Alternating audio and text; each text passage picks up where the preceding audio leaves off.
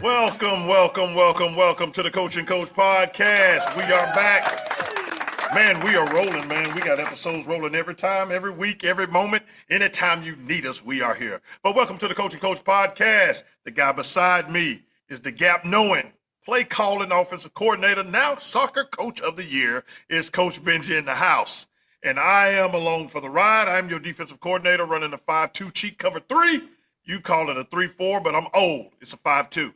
I am Coach Marks. We are the Coach and Coach podcast, and we are live on YouTube. Make sure you subscribe to our YouTube page so you will not miss a live show. Now, if you want to see us in action, you got to go to YouTube for that. But you can also listen to us on Apple Podcasts, Spotify, Amazon, or wherever you get your podcasts. Subscribe to the podcast, set your alerts so you won't miss a show. And if you're not too mean, drop us a rating. And you can rate us 1 star, 5 star. It don't matter. Just drop a rating and comment. Won't cost you a dime. But give us that 5 star anyway, though. But, Coach, it's a Wednesday night, man. It's a strange night to be doing a podcast. But how's it going tonight, man? Man, it's good. It's the first night I've been home.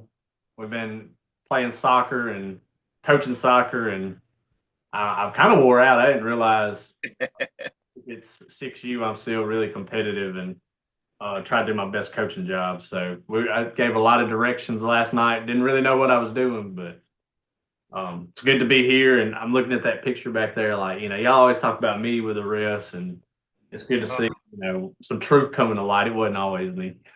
That's some fake news right there. That's not me. That's a AI version of myself.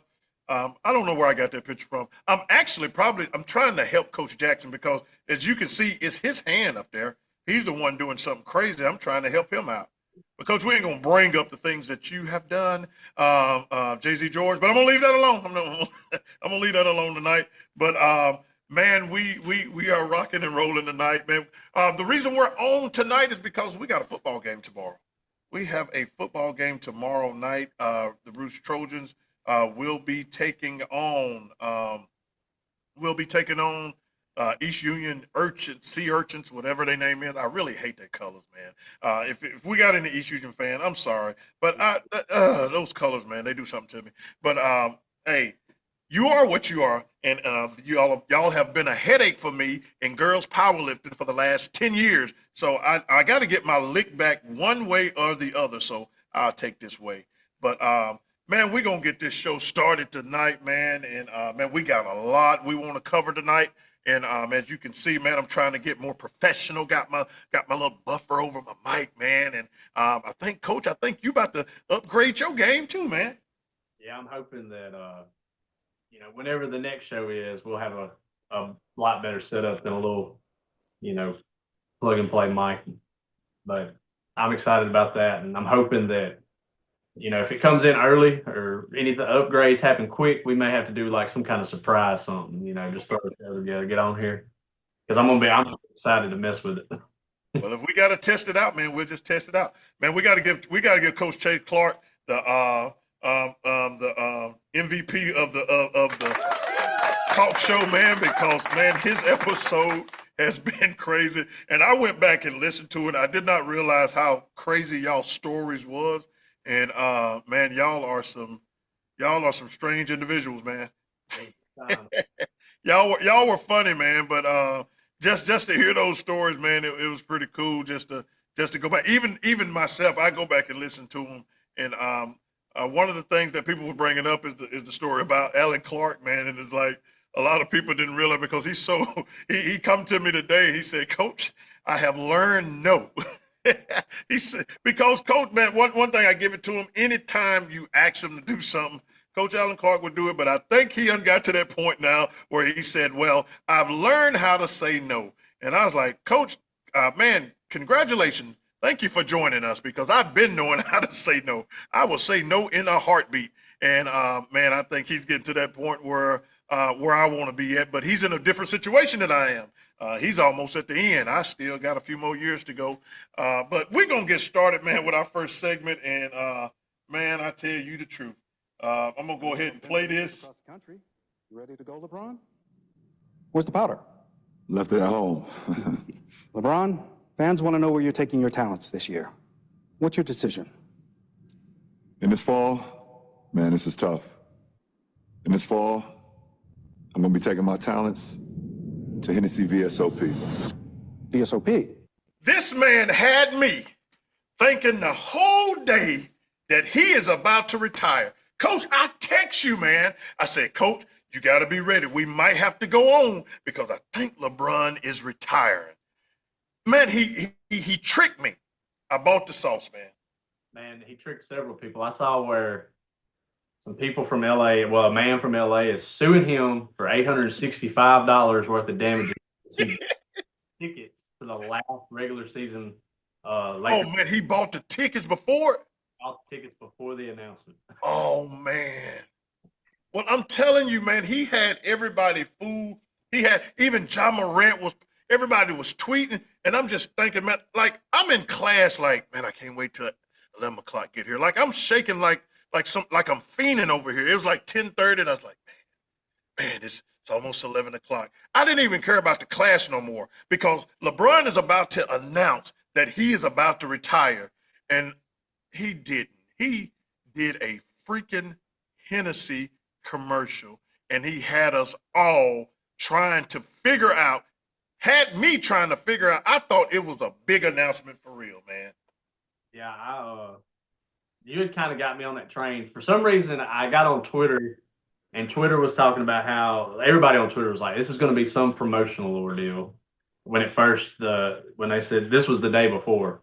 So I was like, Taco Bell about to get him for like you can get a 99-cent taco on Tuesdays or something, because you did the Taco Tuesday meme. Well, you should have told me, man. You had me in. I was like, I bit into the sauce, man. You had me in on the retirement, man, because he's been, I was in the 4th grade his rookie year. And so I was kind of like, man, this is a big announcement. Like, I'm going to watch here and check This would have been huge, man. Yeah. This would have been huge. Like, because when you look at everything, you're like, man, how much longer is he going to play? And this would have been typical LeBron, let me go ahead and make this big announcement that I'm about to retire. So when he done that, the first thing I thought about, every LeBron hater is going to eat him up. I'm talking about Stephen A. Smith, Skip Bayless, everybody that hate LeBron. I think he just kind of threw some feces at their face yesterday. Yeah, absolutely. And it's weird. I was a Bulls fan. So with Derrick, I love Derrick Rose from the time he came out. So I was a LeBron hater when he was with the Heat, and then his first couple years with the Cavs. And then as time's gone on, I've just kind of, he's not been an enemy to my team. So I'm kind of cool on the LeBron hate. I thought it was funny. But I didn't have no problem with LeBron, until he went to the Lakers. I hate the Lakers. I'm a Boston Celtics fan, so we're inbred to hate the Lakers. You know how I feel now. Yeah, I hated the Lakers. So, and when he first did that decision that first time, I wanted him to go to Chicago so bad. I wanted him to go to the Bulls because, first of all, Derrick Rose was there. And then I was like, okay, man, I can go back to liking the Bulls again because I was a Bulls fan. But I was really a Jordan fan. I wasn't a Bulls fan. I thought I was a Bulls fan until Jordan left the Bulls, and I realized I wasn't a Bulls fan. I was a Jordan fan. So I wanted LeBron so bad to go to Chicago to bring that aura back to. I wanted to hear, I'm from. Well, you couldn't say North Carolina because he didn't go to college, but I just wanted to hear that stuff, man. And he went to Miami, so I kind of got on board a little bit, but it was commendable that he went back to Cleveland and won a championship. But when he went to the Lakers, I said, I'm out. I can't do LeBron. I can't do no Lakers. I don't like the Lakers. Yeah, I didn't really have any feeling towards it when he left Cleveland. I kind of would have just rather him stay there because I did like him I remember being a 4th grader having a LeBron jersey, I wish you quit bringing up what grade you in because you're making me think because I'm probably working when LeBron is doing all of this stuff, and you keep talking about you were in the 4th grade, you was in the 2nd grade, you was in the womb. Quit telling everybody because they're going to start figuring out sooner or later that I'm pretty old and you're not. So quit telling everybody what grade you was in, man. Nothing like that. But I just remember, I didn't really care about him going to the Lakers. But I mean, I was a LeBron hater there when he went to Miami. I could not stand it. Like every time the Spurs, I kind of felt like Rashad for a week or two during the finals. Yeah, Rashad, we don't know who he for no more. He just like his daddy. They change teams all the time. But when he did that, it made me look at some things. LeBron get criticized because of the finals record. He's 4-6. People don't look at that. He went to 10 finals. I never forget. I was talking to a coach a few years ago, and their team was making it to the state championship, but they wasn't winning the game. And he said something to me. He said, "Well, coach, you can't win it if you ain't there." I was like, "Yeah, you're right." So LeBron been in 10 finals. Been in 10 finals. So I start to think about other teams and players that's been in that situation or were in that situation, and their losses are not blew up like they do LeBron. John, for a long time, John Elway was on the losing end, and then he messed around and won two. The Buffalo Bills 4 straight Super Bowls, which I don't think nobody else is doing that again. But they lost all 4. Yeah. They talk about. I mean, they haven't had to because is it to the point now that we're not going to appreciate LeBron's legacy until he's gone? I mean, not dead, but out the league. Well, I'm just wondering, I think definitely there'll be more appreciation when he does make that announcement. And I think especially when you have those retirement tours, you get as he travels through all the stadiums, you'll get all the fun memories. All that. He's asking for it. I'm just wondering, he already has to, deal with the 4-6 finals record, and then not having the success in LA.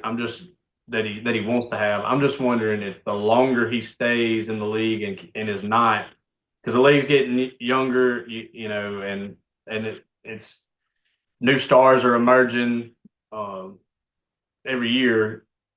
Does it tarnish anything the longer he stays and is not? Well, my thing is they did their top 100, and he ended up in the top 10. I think it was number 8.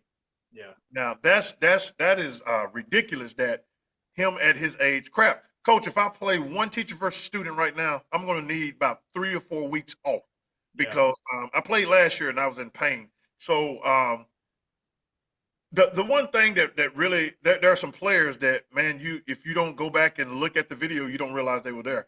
Jordan with the Wizards, I hated that. I hated that. But crap, Akeem Olajuwon with the Toronto Raptors. These strange places for players that they just didn't belong. Seeing Karl Malone and Gary Payton with the Lakers, is he? I mean, I watch a lot of basketball, and I watched him last year. Coach, he really haven't lost a lot. Is he LeBron that he was in Cleveland? No. Is he the LeBron that he was in Miami? No. But his LeBron is still better than 70% of the league. Yeah. So if you're still in that conversation of being a top 10, top 15, I mean, he made another All-Pro last year. I mean, he was an All-NBA player again. At his age, that should not be, but he's still doing it. What would you do in that situation? I mean, I think from a monetary standpoint, he don't need money. Reason to keep playing. But for a love of the game situation, I mean, if you can do it, I'm the type I'm just competitive. That's why I picked up golf, and I would play every chance I got. I know it's not as physically taxing as other sports, but if I was healthy enough or athletic enough to play till whenever, I would do it just because I love it. So, I mean, if I was him, as long as I could do it and it wasn't a detriment to my health, I'd keep playing, especially at the level like you just talked about. I mean, he's 8th out of 100 top 100 players. I mean, I don't see a reason why he should, step away. Coach, last year he played 70 games. He averaged 35 minutes a game. So they play 48 minutes. So that's a lot of minutes. Coach, he shot 51% from the field, shot 37, which is I think is a career high for him. He shot 37% from the 3-point line. He almost averaged a triple double last year. He averaged 24 points a game, almost 8 rebounds. He was 7.8 and 8 assists. So he almost averaged a freaking triple-double at 40, 41 years old. That's another thing too that I don't think gets talked about enough with him is he's adapted and evolved to where I think he's able to take care of his body in this stretch of his career to where he's gonna get extended mileage out of it. I think he's obviously in great physical shape, period, looking at him, but I think his game's evolved to where he can almost not only score in different ways, defend in different ways, but it's almost like maybe in evolving his game, it protects him somehow. And then another thing, the hate, man, locally, nationally, man, people that hate LeBron hate LeBron. Now, I wasn't no fan of Kobe, but the reason why he's with the Lakers. But I did appreciate Kobe's work ethic. I did appreciate Kobe. You don't see no appreciation for what LeBron do. And that's the thing that bothers me because I see people post and, man, all he do is cry. Have you watched the NBA? People that say that don't watch NBA games. 98% of players cry after every call. I took my wife to a Grizzlies versus the Kings game, and we just so happened, man, we was one row behind front courtside. We was in the row right before courtside. Man, I'm telling you, every call, Sabonis, he got his hand out. I don't know if he speak good English or not, but everybody was complaining. You're not going to tell me that LeBron is the only one that cries after every call. But if you see people post everything, LeBron, all he do is cry. All he do is flop. All of them flop. Yeah. Everybody flop.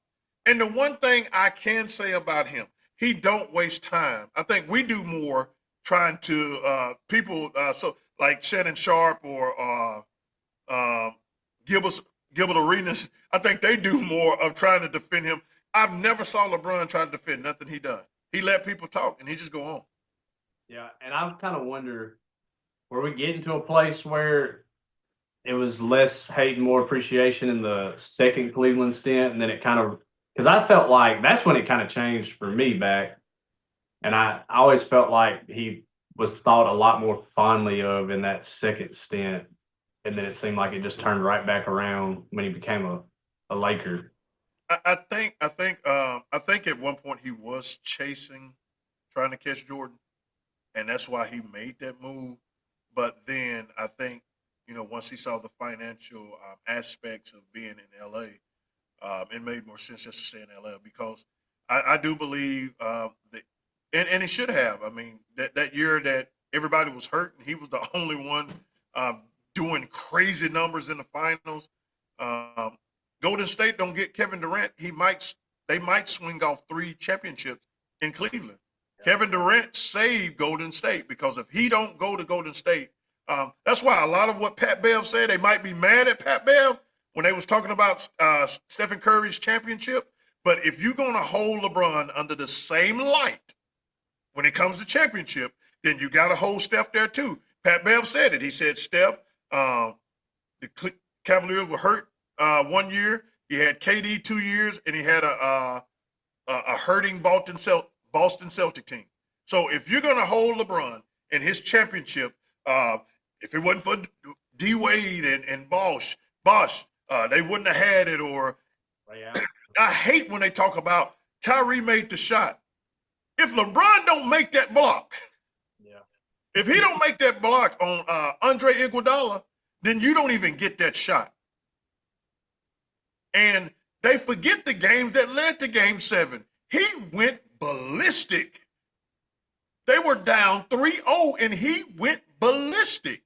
Yeah. But they hold him under another microscope. But that's just how it is, man. I think people sometimes the people locally, it ain't no clickbait. That's just how they feel. They ain't got no show. And I watch people post, man, and they hate LeBron. And the only reason I defend the craft of the game.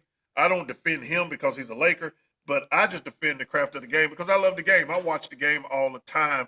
Even right now, I'm going back and forth trying to see what's going on with the WNBA because I told my mama that Vegas was going to sweep, and she told me no. And right now, Vegas is up 44-37 with 3:44 to go in the second quarter. So look like my Las Vegas Aces are going to find their way back to the championship after last year. And the best player in the WNBA, Asia Wilson, is doing Asia Wilson things again. Well, Coach, let's move on to the next subject. I tried to get you to come on this one, but you didn't really see that it was very exciting or noteworthy. So for you Cincinnati fans, I blame this on Coach. HQ, where the Cincinnati Bengals have acquired quarterback Joe Flacco from the Cleveland Browns. That's the latest from our NFL insider, Jonathan Jones. The Bengals have been struggling since Joe Burrow went down with a toe injury, losing 3 straight to fall to 2-3 on the season with Jake Browning at the helm. They are on the road to play the Packers this Sunday afternoon. The key word, she said, the Bengals have been struggling. Where do Joe Flacco helps you recover? Man, I feel bad for him. He's going to play in front of behind one of the worst offensive lines. Like, I just pray for that man's health. Coach, he can't move anymore. And you talking about, you told me today that they the 30th, 31st, and you're putting a non-mobile quarterback. Now, can he sling that thing? Yeah, I think that's what they're banking on. They can stretch the field because they still got good wide receivers. But crap, what good does it do if you cannot protect the quarterback and keep him upright to even make the pass? And the thing is, Joe Flacco is not going to scramble. He can't. He got knees like me. Yeah. And he, I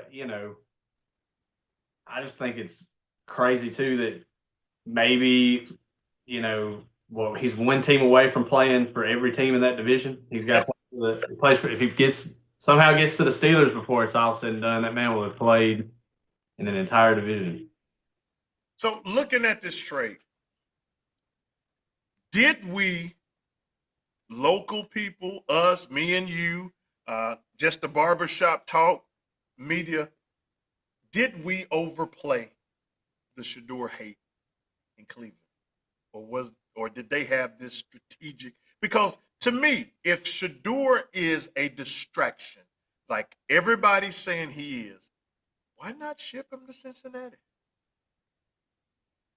I think I'm starting to wonder if the whole deal with the Brown situation is that you had a head coach who might have been in that meeting room with the GM and whoever, decided like, hey, we're going with Shador, and the coach was like, you know how that happens? The coach was like, we drafted Gabriel, like, let's use this pick somewhere else. I'm just kind of curious if that might be where some of that's coming from. Like, the actual Browns front office is like, no, we like Shador, but the coach is like, he said this week that he hadn't made a decision if he's the number 2 quarterback. I'm starting to wonder if it's you had a coach who did not wanted to use that draft pick somewhere else, but the front office was like, no, we need Sanders. Let's get this quarterback and see if we can develop him. That's just what I'm starting to wonder if that's what the deal is. If that's the deal, Coach, then what happened to coaches that do that? Usually don't work out for them. They get fired. So if he's not really because now what you just said, it makes more sense because, he's not making the trades, he's not making the decisions in that aspect, and they traded away. They went from 4 quarterbacks in the room to now 2. I don't really count Deshaun Watson. I think he's done. Even when he come back from his Achilles, I think Deshaun Watson is done. I saw enough tape last year that don't prove to me that he's going to ever recover to that Houston Deshaun Watson. So you basically got 2 quarterbacks in the fold. You got Gabriel and you got and people, like I said, people really wasn't sold on the performance of Gabriel. I didn't see the game. I just looked at the stats on it, and I just looked at kind of I looked at the play-by-play. If I can't watch the game, I like to look at each play to see, okay, he threw a pass here. I'm just trying to see where the passes were thrown. ESPN they have a good setup to where you can look at where the pass was thrown and this and that and the other. So I didn't really get deep into that, But if that is the case, if Gabriel is not the guy, eventually, I mean, we at the point now. Shador is one injury, 4 interceptions away from being on the field. Well, correct me if I'm wrong, but did they not pick up Bailey Zappi? I thought I read that today. And see, that's where the press conference he had, the head coach had yesterday, where he said, I've got to make a decision on the number 2 quarterback, was because I thought they brought in, and I may have read something that was not true. I just thought I read that somewhere either yesterday afternoon or. I'm looking it up now. I'm checking their current roster. Hopefully they updated their rosters. I know they're 1-4. Boy, they tied with the Baltimore Ravens. See, I can't even say their name anymore, right? Because we look like the Browns. Well, you know, they both based out of Cleveland, so I guess they like twins or fraternal twins or something, because Baltimore come from Cleveland when the Browns first shut down. While I'm pulling that up, the thing is, like I said, what happens, and for him to even say that do sound like that you got some front office and you got some front office. Now, right now, what I'm seeing, they only have on injured reserve, they still got Deshaun Watson. I'm on the practice squad. They do have Bailey Zappi. Now, he hadn't been called up yet, but he is on the practice squad. That's what I read some stuff where, and then hearing that quote, that I was wondering if he's going to get called up and they're going to have a battle for. I'm just saying, like, and it's totally that's crazy, man. Speculation. I don't have any proof of this, but it just, to me, sounds like a coach has a player on his team that there was also a valuable draft pick that he did not want that guy drafted. That's just what it seems like to me. And it is so crazy because I feel like you're just you're gonna lose your job. Savansky, you're gonna lose your job, buddy, because you're not gonna win. You're not gonna win many games this year. And if you are going back and forth with management, you will not be the head coach of the Cleveland Browns next year. Yeah. So I know you can't hear me and you can't hear my show, but listen to me. You will be fired at the end of the season if you continue with this crap, because I don't know if he's the better candidate or not. We haven't saw enough tape, but you're digging yourself a hole that it's. Let me ask you this, because I'm not gonna say it's a similar situation. When Washington selected RG3 and Kirk Cousins in the same draft. Now, it was clear that RG3 was the guy. I didn't understand why they drafted Kirk Cousins. I think he was out of Michigan State. I didn't get it at the time, but it made sense after RG3 got hurt. But this have been done before. I don't see these as the same situations. No, I mean, it's like just a step further. I don't know if they thought if something happens to Flacco, we have 2 young quarterbacks now, and maybe one of them can win the job, and then you got a chance to move on and trade and get picks for Flacco later down the road. I don't know. What picks are you gonna give? They got a 5th rounder for Flacco. Like who is standing in line? Like, hey, send me Flacco. I tell you who's standing in line. Probably need a quarterback right now. Mr. 9 interception, Geno Smith. I don't know what's going on in Vegas, but they had a chance to draft Shador and they didn't either. Now, I'm not saying Shador is the guy, and I am very the people that talk to me. It's documented that I was not in favor of his offseason. I hate to use the word shenanigans because he wasn't doing nothing illegal. He wasn't doing – it's just every time you look up, he was in Paris or he was in Germany. He's doing some type of fashion show. Instead, I always said, man, even if that's what you want to do, get the camera off of you, brother. You're trying to be a football player right now. You got time to do that. The NFL don't want people that want to live outside of that helmet. And because that's all he did, that's all people see. They don't know his work ethic, or they won't look at his work ethic because they saw him in the offseason when he was at Jackson State. They saw him at the offseason in Colorado. So now we don't really know how good. Well, we saw in college he was excellent. Yeah. I mean, tell me, you tell me Colorado wouldn't want him back right now. Oh, Because if you remember that junior year or that first year in Colorado, Travis was hurt for the rest of the season. And he still put up some amazing numbers. So you just can't put it all on Travis Hunter. yeah, that's fair. I mean, Colorado would take him back in a second. Oh, they need him. I mean, they just One thing that the one thing that Stefanski's got right now is that Gabriel played well enough.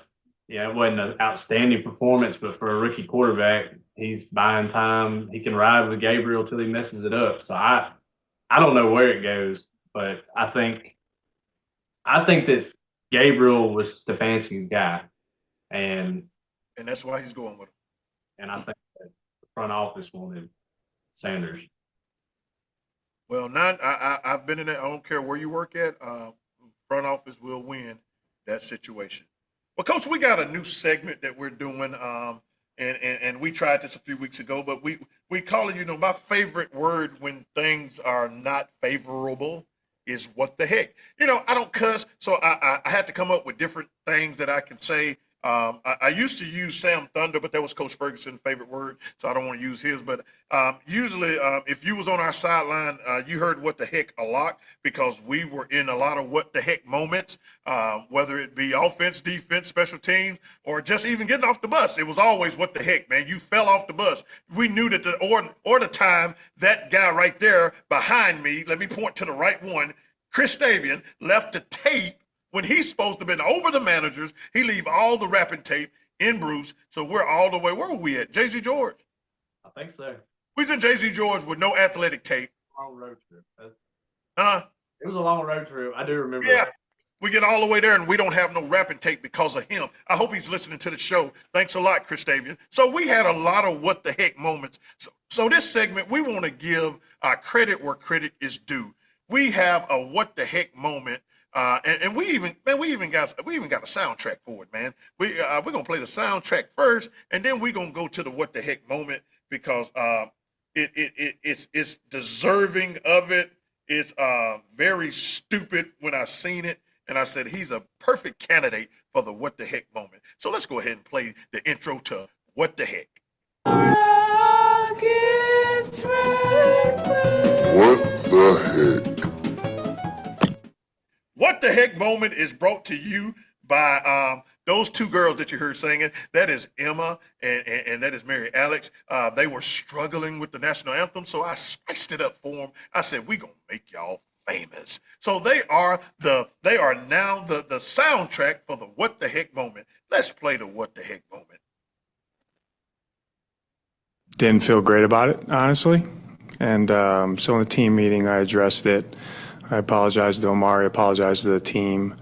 And I just told him I kind of let the moment of what happened get the better of me there. Obviously, like I tried to be emotionally stable and calm because my job is this morning. That was Coach Jonathan Gannon, the head coach of the Arizona Cardinals. Now, if you watch the game, the running back, I cannot pronounce his name, and I'm not finished trying to pronounce it. It's a whole bunch of syllables and a whole bunch of words. But anyway, you can go look it up. But he dropped the ball before he got to the end zone. And there was the cameras follow you. When you make a mistake, the camera's going to follow you. So the camera followed him over there. So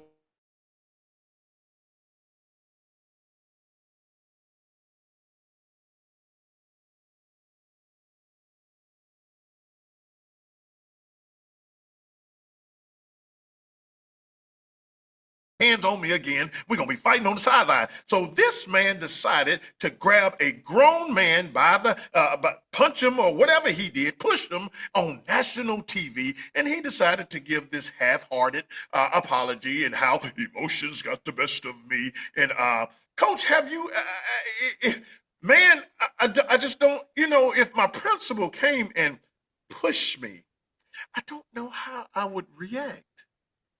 Yeah. That because in the NFL that's two grown men. I hated grown men. And that could have went a lot worse for the coach. Got roughed up a little bit, but not a good look. Things aren't going well in Arizona, especially when you get beat by the Rams. This is a grown man, I was listening to a podcast, and they was like, this man, I think it was T.J. Hushmanzada used to play with the Cincinnati Bengals, and he got that good hair, you don't really look at him as some. He said, but man, we've been fighting. And you sit there, and even in high school, man, if you bump a kid now, they'll try to swell up on you. And this is a grown man. And hats off to the running back who held his. I'm finna take a shot. I'm gonna try to pronounce his name.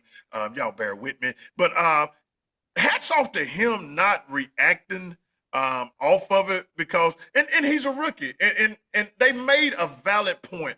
They know who to do this stuff to. Can you imagine somebody grabbing Marshawn Lynch or pushing Marshawn Lynch like that? Or like you think about, I always say like there's certain personality traits to different position groups. Like think if you'd have done that to a DB, like he's not, they're kind of.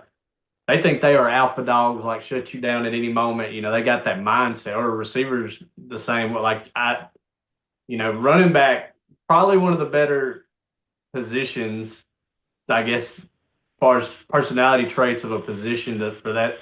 He got lucky there, because those are the more guys that, they're willing to take the punishment. They have to run between the tackles 20 times a game. I think that plays out differently depending on who it is.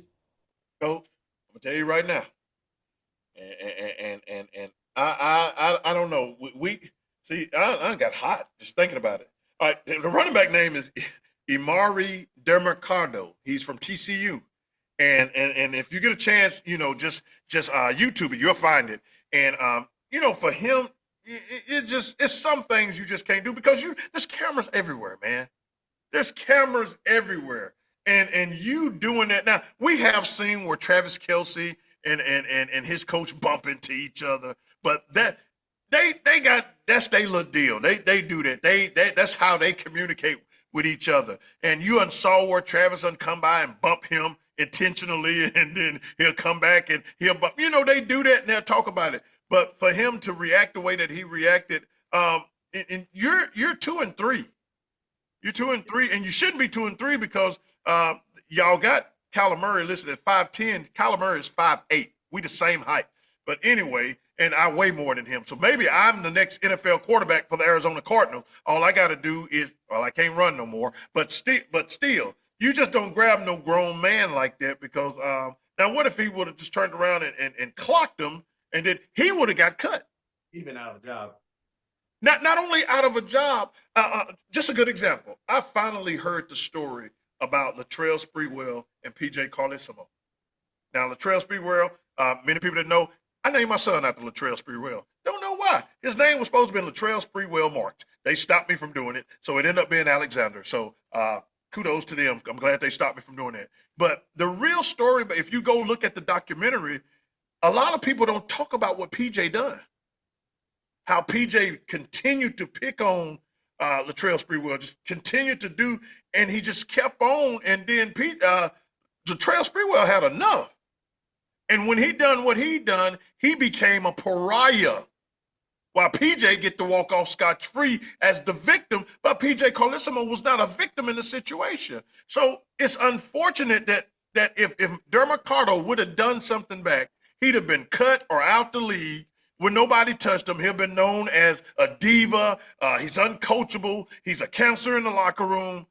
And this coach, he gets by with a $100,000 fine, and he gets to go on about his business. That's one thing that I hate, that would have been spent the wrong way if he would have reacted. Yeah, I agree. So he might have boosted his stock a little bit for taking his coaching, and. But he still dropped the ball before he got to the end zone. Right. He still dropped the ball before he got to the end zone. Now y'all better learn how to celebrate 3 yards in. Y'all better quit dropping the ball before you get to the end zone. And it was a 72, 73-yard run. I mean, celebrate, jump in the end zone, turn a flip, don't do what Marshawn Lynch did, because it's a wonder that he didn't knock his spine out of place, jumping up and grabbing himself and falling backwards. But that was Marshawn Lynch. He wasn't wrapped too tight anyway. But let's move on, Coach. As we go to this next segment, I do want to spend a little time on this because I do have some personal insight on this. Let me turn it up. I usually mess everything up and don't have my stuff set. Today. Prayerfully, I'll be right back tomorrow because I don't miss practice. I don't plan on doing such.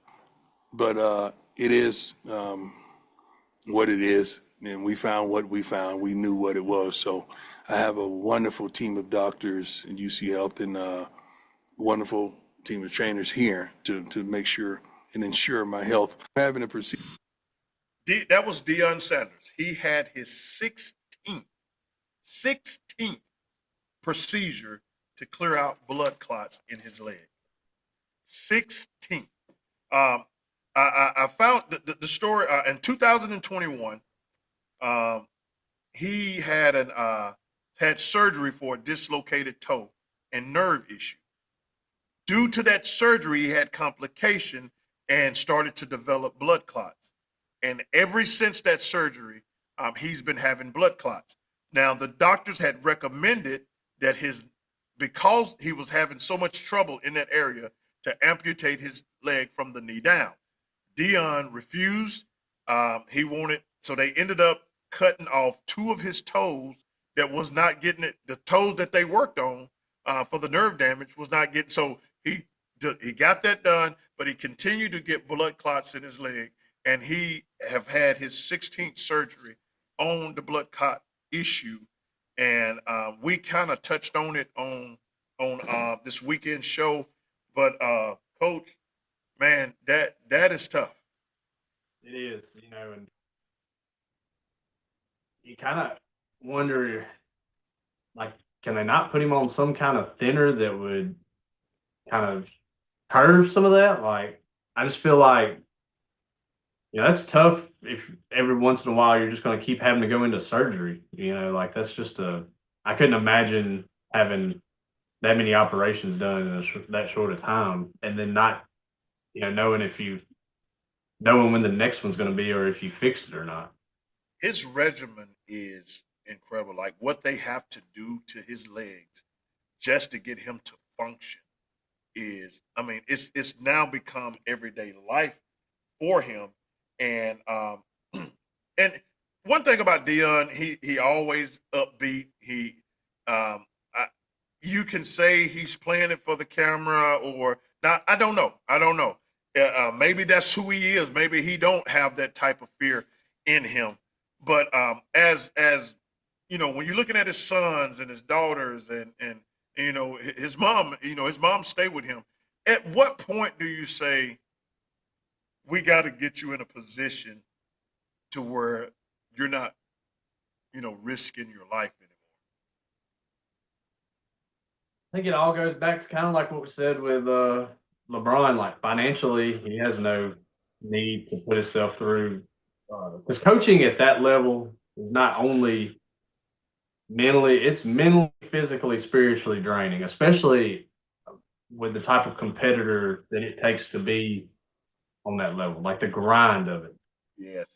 But man, that there's a love for the game there that's just, it's got to be hard to say I'm walking away. I couldn't imagine having, I don't know how old Deion is, but that being probably, his life has been consumed in it, and then he's, because of a health reason, is forced out, not because of he can't do it mentally or he's not good at what he does. It's tough.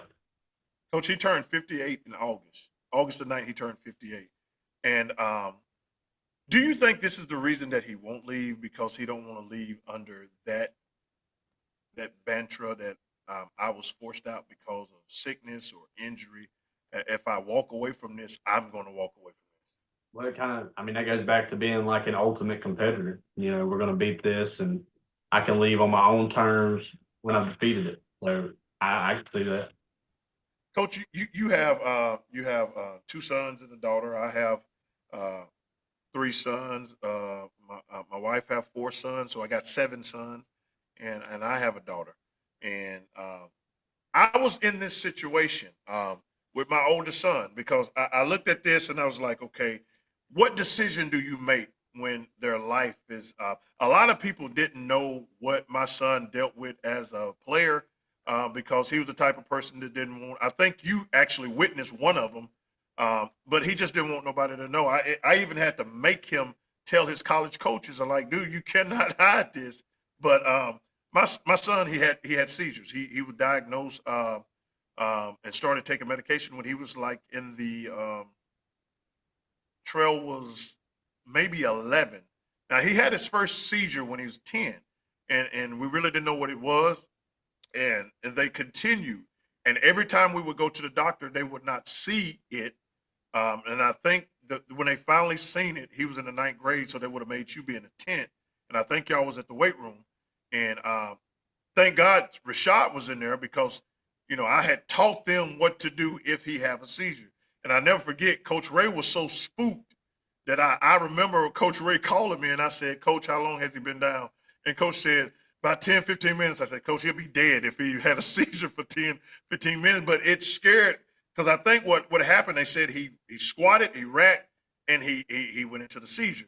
So Trail was faced with the issue, we were faced with the decision, do we continue to play football with this being a neurological disorder? Not only that, he had to deal with asthma. He had asthma very bad, and he had bronchitis very bad. So he had all of those things playing in. And I never forget, I told him one time when he was in the 10th grade, because they call himself quitting because he wouldn't get no playing time. And I remember that's where the whole "don't be no punk" come from, that everybody was using DBNP. Well, that come from me arguing with my son. I mean, don't be no punk, DBNP. I can't even get my acronyms right. But it all comes from that conversation. He had called himself quitting. And I remember driving him back out there and I said, don't nobody quit in my house, because I didn't want him to go through the same things that I went through as a high school player and quitting everything. I didn't want that to be his thing. And I remember telling him, I said, don't be no punk, man. If you're going to play, you're going to play. And I remember telling him this one time, and he told somebody because he didn't understand. And at the time, I don't think I understood. I said, son, you got to be willing to die for this if you want it like that. Now, what I meant by that is, son, I'm not going to let you die. If your life depends on, like, if the doctors say one more hit, he's dead, then you're through with football, buddy. If they said one more hit, he's going to be disabled, you're through with football. One more hit, he's paralyzed, you're through with football. What I was trying to get him to understand was the mentality that he had to have. And Trail playing football was the most painful experience. I was so glad when he played his final game, because I felt like I no longer went, especially when he went to Kansas. When he went to Kansas, I was no longer physically in arm's reach. One thing he did for me while he was in Kansas, he would call me before the game, and he'll FaceTime me at halftime, and FaceTime me after the game, because if he got taken out of the game, they were not a big school, so you didn't have cameras pan. So if I didn't see him in the game, and if I don't see him in the game for 3 or 4 possessions, now I'm wondering what's wrong. And he'd always FaceTime me at halftime to let me know, okay, I'm good, blah, blah, blah. But when he played high school, I never forget his first game his senior year. Marcus Green, North Pontotoc. Trail was not paying attention, and Marcus Green took Trail to the twilight zone. I mean, he cracked back him, had his feet dangling. And I said, yep, he's done for the night. I said, he's done. And Trail will tell you to the day, he said, Dad, I think I got a concussion that night. And then he went on to score 2 touchdowns that game. But and they won. But every single hit, I was like, when he played at Kahoma, I missed. The only game I missed is when they played at Pearl River on a Saturday. I didn't go all the way down there on no Saturday. But I went to every game because I felt like I needed to be there in case something happened. So if those that care about Deion, I understand what they're going through, because I wanted Trail to be successful. and I wanted him to live out his dream. And for him, he got to live out. Trail wasn't the best player on the team, but he went on to play 4 years of college football. That's more than I can say. That's more than a lot of people can say. But he had to play it with this on his shoulder. That's why it's so difficult for him to coach now, because he see kids now that if you step on their toenail, they don't want to practice. Or if somebody they pinch their hand on the door, then they out for 3 weeks. So that's why he gets so upset when kids don't want to play, or when you start running, everybody got asthma, and he's like, dude, I got asthma for real. I can't breathe. Like, I literally have to play with a pump in my, because he went through all of that. But yet at the same time, I allowed him to play. It was difficult. Coach, you got 2 boys. And I seen your boys. They are different type of boys. They rough and rugged. And they gonna want to play all of these dangerous and deadly sports. God forbid, if you're faced with that situation, how do you handle that? Well, I had seizures when I was a kid too, and I remember my mom taking me to Memphis, and that was brought up like, is he okay to play football? And he trusted the doctor's judgment that it was. I mean, I guess I would always be, if the kids want to do it, I'm not trying to hinder them anyway, but it's different when it's your kid. Yeah. And I guess I would just have to listen to the doctor's advice, whether, if the doctor said no, then it's no. If he said it's okay, and that's what they want to do. I mean, something could happen when you put that helmet on and pads on. Anything can happen, and it could be totally unrelated to any condition you have. It's just a risk you take, but it's We a game. all filled out that form. Yeah, it's a game that I love, and I want. If my kids want to experience it, I would do anything I could to make sure that they could play. But if there were situations like that, it ain't gonna. I'll say this: it wouldn't be up to me. Mama's gonna be like, kids ain't playing, and that's probably where it would. And then I'm gonna be like, hey, what Mama said. I guess that's how it's gonna be. And I do believe that these injuries that led to this, like the nerve damage in his toes, happened from football. And you couple that with no real off season to recover, because he always played baseball as well. So and if you look at LeBron James toes, or you look at Shaq toes, and you look at a lot of these football players' hands and how their fingers are crooked, crap. Even me powerlifting, man, my elbows, they hurt. My knees, they hurt, because I spent 12 years powerlifting and lifting things that the body wasn't designed to lift. And now at 48, man, my elbow, I hurt my elbow about 3 weeks ago benching 225, and my elbow is still kind of hurt now. I haven't even went to free weights anymore here lately. I just do machine weights, and anytime I feel it, I just kind of ease off of it. So this sport will do something to you, and it'll leave you in a place that you don't want to be at. So prayers to Dion. I hope this one solves it. It's painful to see him limp. Man, I love Dion when I was playing ball, man. When I played, man, when I was with the Little League Braves, I got 24 because I wanted to be Deion Sanders. Even though I tried to stand, my batting stance was like Ricky Henderson because I was trying to walk. So I felt like the lower I got, the better it would be. And Ricky Henderson had that low stance. So if I do that, I probably get the walk because I wasn't hitting no ball. That wasn't happening.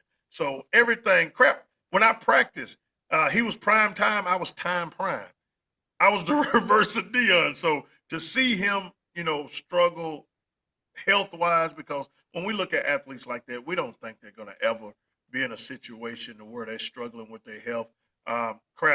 Even my years as bodybuilding and powerlifting, to see Ronnie Coleman like he is now. Ronnie Coleman can't even stand up. To see all these big inhumane guys now look like feeble men now. It just blows your mind. It just blows your mind. So we prayers out to Dion and his family. Hopefully this surgery gets him back going, and maybe it'll get Colorado back going. But Coach, now we got time. It's time to move on to the high school preview, and we're going to talk about some high school ball, and then we got one more subject, and then we're going to get on out of here. But we're going to talk about some high school ball. Tomorrow, we got the Bruce Trojans facing off with the East Union Sea Urchins, and we will be in the house. We won't have a live show like we did last week, but we will be there to give you some pregame and some postgame. You're going to have to follow us on TikTok, though. It will not be on YouTube, so you'll have to follow us on TikTok. Go to Coach and Coach Podcast on TikTok, and you'll be able to see what we have to say. But, Coach, this game, I actually talked. I was able to talk to a player today. I'm not going to name the player. I told him, I said, man, I'm going to protect you. But I was very curious.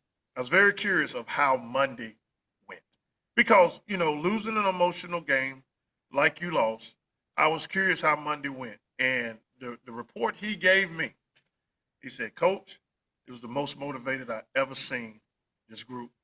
After that loss, you would thought there'd be some hangover. He said, man, everybody was focused. He said, probably one of the best Monday practices we ever had. Well, that's good, because it's always hard, win or lose. I always thought that the Monday practice was the hardest one to get the kids back into the groove of things. Anyway, you had a weekend sitting in the air, and then you go back and get out in a muggy heat, or we always kind of had a lift on Mondays, and you're breaking down new opponent film. It just was always hard to win or lose. I felt like the closer game day got, the more the kids got mentally prepared to go out there and compete in practice. So for that to say that that might be the best practice you've had, or the best Monday practice you've had, I think that's pointing things towards the right direction, not only for the rest of the season, but I think that's when you look at the big picture, that's a good sign of where the program's headed as a whole. Yeah. And we both been in that situation. We, like I said, that Monday, and that's what he said. He was like, usually after the weekend, it takes a little bit to get going, and then a short week. They practice Monday, they practice Tuesday, had a walkthrough today. So when you got a short week like that, and then you going into a Thursday game, and it's a division game, you gotta be ready to roll. And kudos to those coaches, because I mean you had to get them going to put them in a position to be able to bounce back from that game, because that was a tough loss on Friday night. And when you look at a few plays here, a few plays there, you're looking at another ball game. We won't go into deep. We'll let you bring your keys to win tomorrow. So you're gonna have to tune in tomorrow to see the keys to win. We're not gonna leak you the keys to win right now. You need to go to our TikTok page. You need to go ahead and become a follower. That way you can get that content tomorrow. But just looking at 2A, as you know, on this weekend, Velma Jackson beat Eupora, and not overlooking who our first round opponent may be. It could either be Hatley, Hamilton. Pretty much look like Baldwin is going to win that division. I'm pulling it up as we speak. I don't know why Crown Jewel came up on my screen, because I am not going to look at it, because I am not buying another. I'm not buying another thing, because I don't know what they got going on. But yeah. But looking at what we're faced with in 2A, we match up with that Region 1 in the first round. And pulling it up right now, and that Region 1, that's going to be that's Baldwin. I think Baldwin is leading that division right now, even though everybody haven't been in ain't nobody played a lot of games right now in the division. But that Region 1 division, that's going to be Baldwin, Hatley, Hamilton, and Walnut. So all four of them are going to make it in. It's just all about seeding right now. And I'm looking. It looked like we're either going to end up with Hamilton or Hatley. I don't think it'll be Walnut. I don't think we'll get that. But it ended up be Hatley or Hamilton in that first round. But the beauty of it, they got to come here. Now in that second round is where it gets a little sticky and it gets a little tricky, because in that second round, that's where we have to deal with Region 3.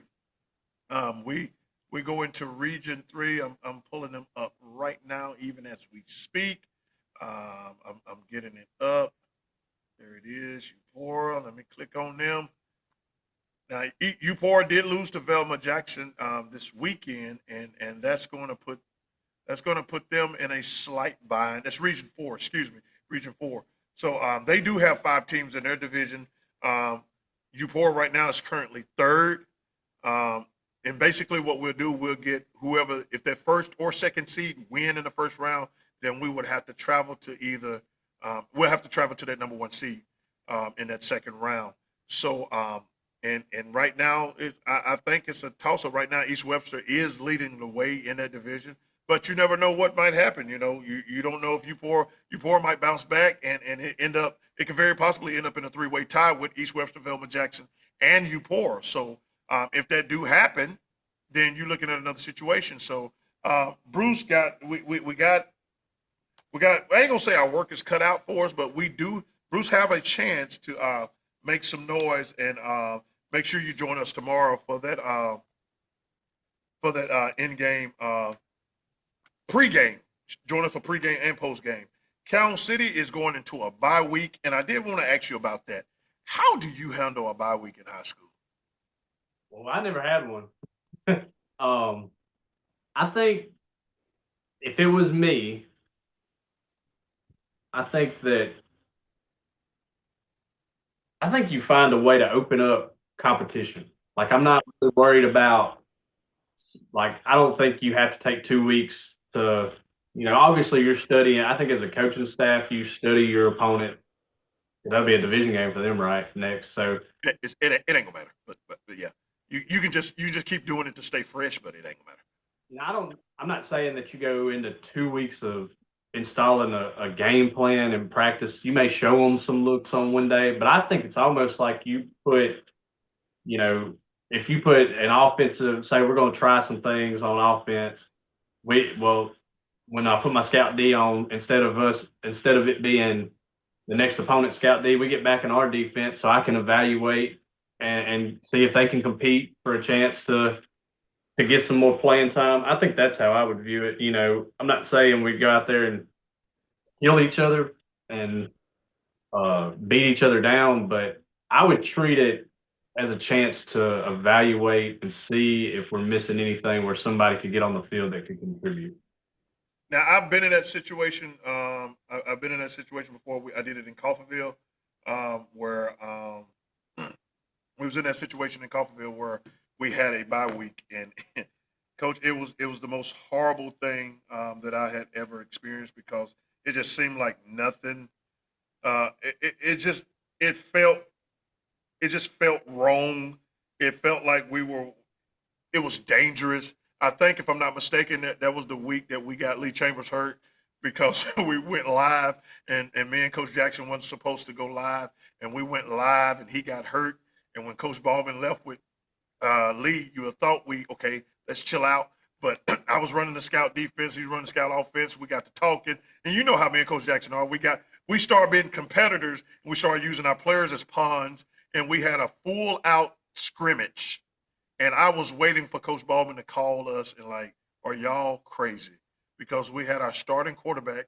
I told him if he take that red jersey off and get hit like a man, and he took the jersey off, and we started sticking for real. So sometimes if you got if your coaches ain't very smart, if you got coaches that ain't very smart, you're gonna put your team in a bad situation, and sometimes that bye week can put you in a sticky situation.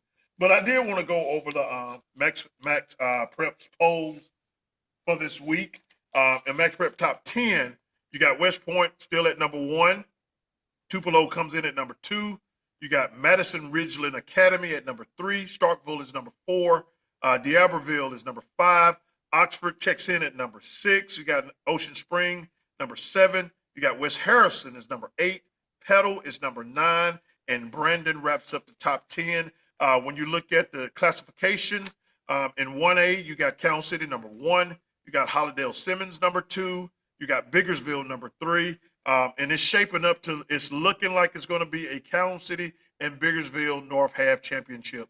and it's looked like it's going to be in Biggersville. If they both do what they're supposed to do, you looking for a game and a half that's going to be at the north half. So I know that's a long time from now, but if that do happen, Coach, we are on the road to Biggersville that night.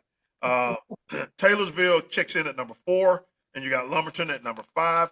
In 2A, and 2A really ticked me off because I don't know how they're doing their seating and everything, but the way they are treating Bruce is straight up blasphemy to me. I haven't looked at that poll in Oh my gosh. because I was like, it just doesn't. I think did they like account for opponent record or something? Like there's a metric on there, but it doesn't give you like a legend or whatever you want to call it that tells you what that metric is. And which I'll say whatever metric they're using, it doesn't favor us, but I hadn't paid attention to it because I was like, some of this is just kind of crazy. Like there was like teams that were like 2 and 3 that were ranked. Yeah. And you know what? The Daily Journal, they're doing the same thing. Even in their Big Ten and Little Ten, if you go look at it, it's the same type of stuff. I think they're just all piggybacking off each other. But in 2A, they got Heidelberg at number 1. They got East Webster at number 2, Charleston number 3, Wesson is number 4, and Clarkdale is number 5. In 3A, they got Noxubee County number 1, Raleigh number 2, Choctaw County number 3, Union number 4, and West Marion number 5. In 4A, you got Columbia number 1, Louisville number 2, Kosciuszko number 3, Macomb number 4, and an undefeated Senatobia number 5. In 5A, you got West Point number 1, Holmes County Central number 2, South Jones number 3, Old Brook number 4, and Lanier number 5. That's in 5A. I don't know what happened to my 6A. So we're just going to omit 6A. I don't know what happened to it. But in 7A, we got Tupelo number 1, Starkville number 2, D'Iberville number 3, Oxford number 4, and Ocean Spring number 5. So that's a good segue as we go into the Lafayette and Oxford breakup. Reports have been out that, the reports are true. Lafayette and Oxford are ending their partnership with playing each other in every sport indefinitely.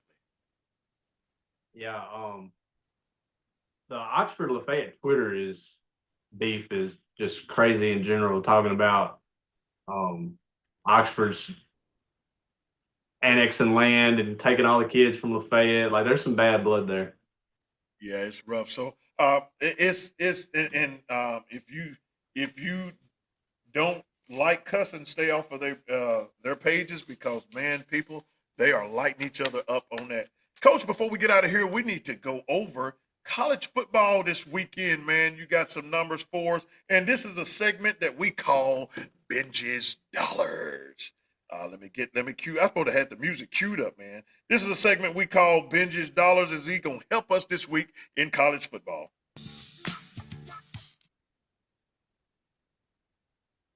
Yeah, what can I do for you, Rod? You just tell me, what can I do for you?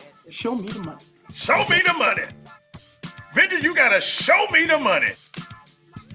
Well, I'll try to. I've had the last 2 weeks have been really good to me. So now that I'm like, hey, let's turn this into a segment if it goes bad. And y'all take my advice, hey. I'm gonna blame you. But we'll go over the SEC games. We'll start out number 5, A&M versus Florida. A&M's getting giving Florida 7.5 points. I kind of like Florida, at least for a cover. I think when you look at A&M, I don't think they're the best offensively. Like they run the ball really well, but I think Florida's got a good run defense. I don't think they're as good through the air. I think this is closer than what Vegas thinks. If Florida won the game, I'm not totally shocked. I think if they could find a way to consistently put together what they did last week, they're a lot better team than what the record shows. It's just, man, you can't never tell what you're getting with them. But I've got a Florida cover. So moving on, we got number 6, Oklahoma and Texas. And Texas is a 2.5 point favorite. I got Oklahoma outright. I think you saw. I think that Oklahoma's defensive front is as good as the Texas, or as good as the Florida front. Texas has not shown that they can block anyone. We talked about it about Arch Sunday and how I think right now he's just struggling. I think it's part of a young quarterback developing. He's struggling to throw guys open. I think he sees guys open and he throws it, and then by the time the ball's there, it's either way off the mark or it's late. And offensively, I don't think they're going to do enough to win a game against Oklahoma. So I've got Oklahoma there. If you disagree, Coach, on any of this, chime in. Let me know. I'm following you because I'm writing this stuff down. We got number 8, Alabama, at number 14, Missouri. I think I've got Alabama. Alabama is a 2.5-point favorite. I'm going to go with Bama. I do think Missouri is a really good football team. I think that Alabama's found an identity. They're running the ball really well. I think they figured that out over the last few weeks. And I think that as good as Missouri could possibly be, this is going to be the first real, this is real. I think the best team they've played so far is South Carolina. I just think that this is just going to be a little bit different of a matchup. Ty Simpson's playing really well too. I think he may be the number 1 quarterback in the league right now, with Chambliss in a close second. So I've got Alabama minus 2.5 there. We got number 10, Georgia, at Auburn. Georgia is a 3.5-point favorite. I got Georgia. I think until Breeze can figure out the offense, I'm not a believer in Jackson Arnold. I think Auburn's makes their hay running the football, and they're going to run against one of the best run defenses in the country. I think they're ranked top 10 in run defense. Now, where Georgia struggles is they don't get a lot of pass rush. You can throw on them, but Jackson Arnold ain't proved that he can throw, that he's a throwing quarterback. So until he can prove that, and he ain't shown me yet, I'm rolling with the Dogs. So we got number 11, LSU versus South Carolina. Now, on paper, I wrote down that I had South Carolina. LSU's a 9.5-point favorite. On my ride home, I was going over these picks again because this was one of the last one after I wrote them all down. This is the one I kept going back and forth on. I'm going to stick with South Carolina. I want to cover. I think they cover the 9.5. I'm not impressed with LSU's done nothing to impress me offensively. Where's that game? It's in Baton Rouge. I think this is like a touchdown game. I don't think it's a 2-score game. Just because I don't think LSU can do enough offensively to run away with it. Sellers is athletic enough to make some plays. I see a very low-scoring game. Like, I could see this being like a 17-10 game. I think Carolina's played some decent defense outside of that Vanderbilt game, and I think Vanderbilt's pretty good. Both teams are kind of fighting for their playoff lives. I just think it's going to be a hard-fought game. 9.5's a lot when you look at that offense. I just don't have any faith in LSU's offense. They don't run the ball well. Nussmeier's, he's either hurt or something's happened to him. I don't see LSU winning. I think it's a touchdown game. We got number 12, Tennessee versus Arkansas. Tennessee is an 11.5-point favorite. I don't think you could see a defensive performance in the SEC worse than what you saw with Notre Dame and Arkansas. And then they go on to fire their entire defensive staff, it seemed like. Tennessee, Heupel they're really good on offense. They're pretty good on defense.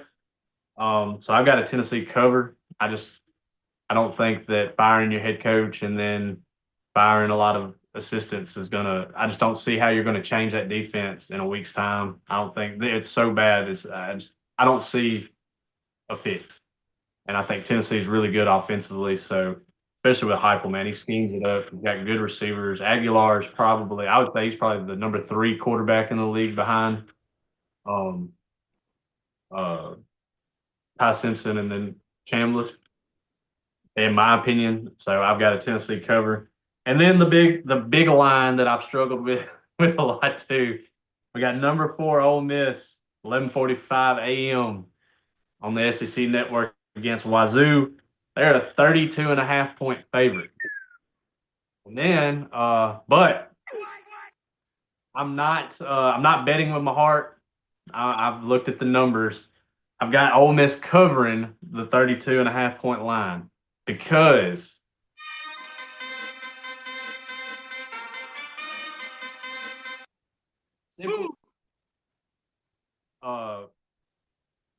we've seen Wazoo's gave up 59 in 2 appearances. In one of those games, 42 of that was scored at the half. I think Ole Miss will score at will. And then, can you name a time that Kiffin, no matter when, you can go back to the Arkansas game before Georgia last year. They're up 63 to whatever, and his starters are still playing deep into the fourth quarter. Oh, he's throwing that football. Kiffin rolls with his guys. Yeah. And if they're on the field, they're playing ball. They're playing ball. He's throwing that football. That's just it is what it is. He's throwing the football. Throwing the football. So I just don't think he's going to pull the starters and they're going to run the ball and slow the game down. I think his guys are going to play. Chambliss is I think he's like number 3 in the Heisman odds, and he's not like, seriously, go look at it. Like he's in the top 5 of Heisman odds. So, and he didn't play week 1 really or week 2, so he's got a chance to boost some numbers here. They need the numbers. I think defensively, this team is a lot better than what I think. I think we put way too much into that one half against Arkansas. They gave up 10 points in the second half of Arkansas. It was a bad first half. I think the defense is proven from that pretty much halftime of Arkansas on that they've improved. I've got an Ole Miss cover. Coach, I'm going to get you to send me all those things, and we're going to let you know that if I get to go on a vacation or not. But Coach, man, this has been what we got. I tell you what, Coach, this is what we'll do. Friday night, 6:00. Let's come back on and let's go in depth with SEC. Let's look at the Heisman candidates. Let's look at all the stuff college football, and I will do my fantasy football NFL day. Okay. How about we just come back Friday and we do college football and we do NFL, and I'm pretty sure a story will pop up between now and Friday. And so make sure that you join us tomorrow, but you got to join us on TikTok. We will be on TikTok tomorrow. We will do pregame with Coach Benji giving us the points of the game, and then me and Coach Benji will be. Again, we might have a special guest to come and talk with us during that pregame. He did say he'll be in town, so I told him he could just stop on by, just give us a little insight, and we'll just go from there. But man, good show tonight. To everybody that listens to the show, we appreciate you. Make sure that you subscribe to the podcast. If you want to catch our live shows, you got to catch our live shows on YouTube. If you want to catch our what we call Hurry Up Offense, you got to get that. That is exclusively on TikTok. So make sure that you're a follower on TikTok. But for all things podcasts, Coaching Coach Podcast, you listen to us on Apple Podcasts, Spotify, Amazon, or wherever you get your podcasts. Make sure you subscribe to the podcast. Set your notifications so you can get every episode. Give us a rating. Give us a message. Message us. Let us know how we're doing, what we need to do better on. Man, I promise you're not going to hurt my feelings. My feelings are stoned now. You can tell me what you need to tell me. But with Coach over there about to get his new stuff, and I'm about to get some more stuff, man, we are moving on up. We are just like the Jeffersons, man. We're getting better. Coach, any other thing? On Friday night. I'm excited about that. We'll see you. All right, we will see y'all tomorrow night at Trojan Field. Until the next time, this is Coach Benji. I'm Coach Mark. You are the Coach in Coach Podcast.